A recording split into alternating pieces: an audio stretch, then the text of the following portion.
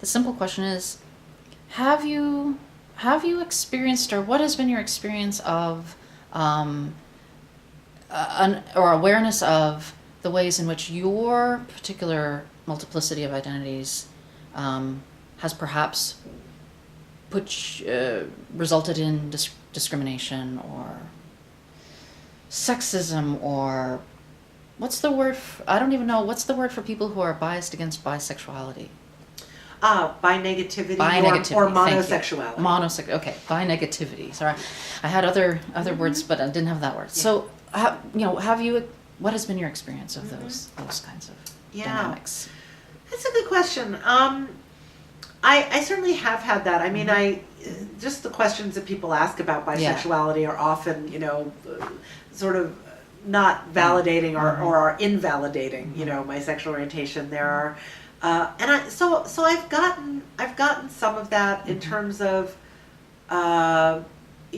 my being biracial or, being Asian American. I've gotten some of that.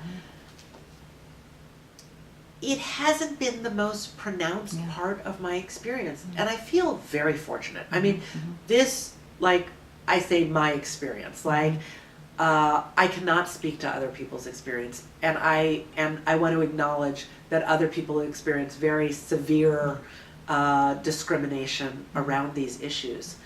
I don't know if some of it is that I don't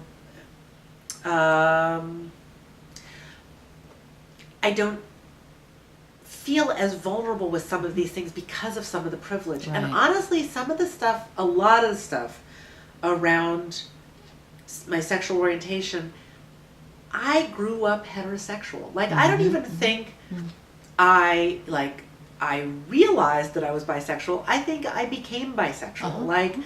And I know that this is really controversial in the sort of born this way narrative, but I don't think I was born this way. I think I became this way. I think that there is fluidity, and that doesn't mean that we shouldn't have civil rights, and just the fact that it can change doesn't mean you can change it, all of these things. But I think that helps me feel like I wasn't 14 and struggling with my sexual orientation.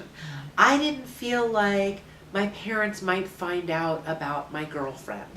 I didn't have those experiences when I was at my most vulnerable. And in the schools, I didn't experience, bullying around that. Like, I was really fortunate, and it gave me a lot of confidence, in that. It gave me, I just didn't have to deal with all that. Yeah. And so I came out when I was 25. I had a lot of support. I knew a lot. I was, and at this point, I'm a tenured full professor. It's like, so I think I have a lot that protects me from things. I had a conversation with some random person I met at APA last year who's asking me all these questions about bisexuality, and he said, thank you for being so open to answering my questions, because I feel like people just get angry at me when I ask these questions. And I said, I happen to be in a place right now where I have the wherewithal to do this, and and I'm glad that I can. I'm glad I can answer those questions. But I don't, anyone who's not in a place to do that, there's no shame in that. It's So, have I experienced stuff? Yeah, I experienced, teasing around being Asian American when I was growing up, but not a ton of it.